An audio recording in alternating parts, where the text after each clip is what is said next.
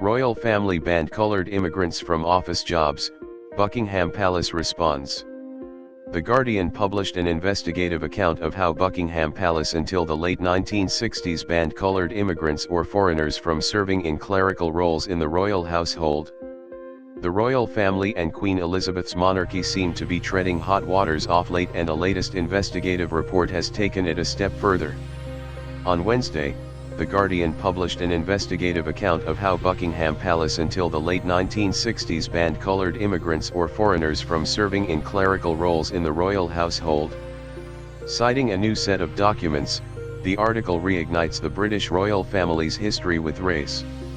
The documents, unearthed from the National Archives, state that the Queen's courtiers banned colored immigrants or foreigners from serving in office roles and further shed light upon the parliamentary procedure known as Queen's consent.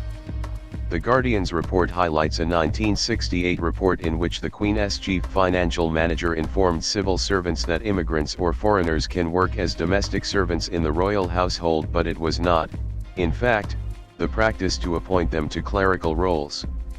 It is, however, not clear when the ban came to an end.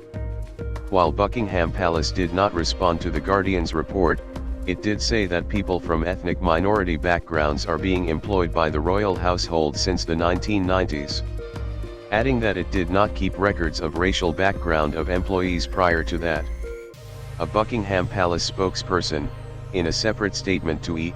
News, stated, "Claims based on a second-hand account of conversations from over 50 years ago should not be used to draw or infer conclusions about modern-day events or operations. The principles of Crown application and Crown consent are long established and widely known." The Guardian's report further sheds light on how the Queen was personally exempted from equality laws for more than 4 decades. In the 1960s, the UK government began the procedure to introduce laws that would make it illegal to refuse to employ an individual on the grounds of their race or ethnicity. However, the Queen was exempted, thus making it quite impossible for ethnic minorities and women to complain in courts, if there ever was a discriminatory issue. Buckingham Palace did not shy away from accepting that the Queen was exempted from these equality laws. It also stated that it had a separate process for hearing complaints related to discrimination.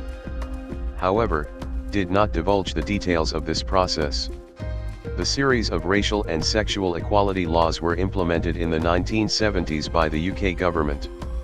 Official documents reveal that government officials worked in tandem with the Queen's advisors on the wordings of these laws. The British royal family's history with race came into the spotlight again around 2 months ago. Meghan Markle, who is the royal family's first mixed-race member, revealed that there were concerns about her child Archie's skin color within the royal household during an interview with Oprah Winfrey.